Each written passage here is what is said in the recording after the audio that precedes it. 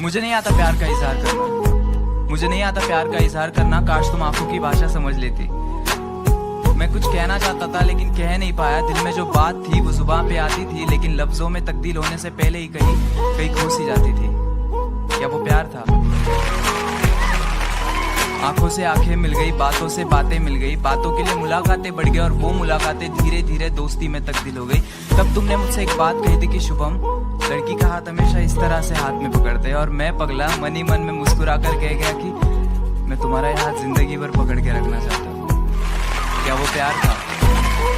उस दिन से पढ़ाई के लिए कॉलेज जाना फिजूल सा लगता था, और जिस दिन तुम नहीं आती थी तो पूरा कॉलेज ही बंजर रान सा लगता था।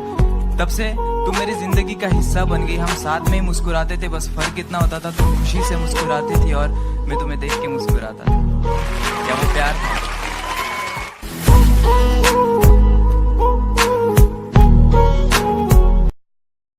Share chat.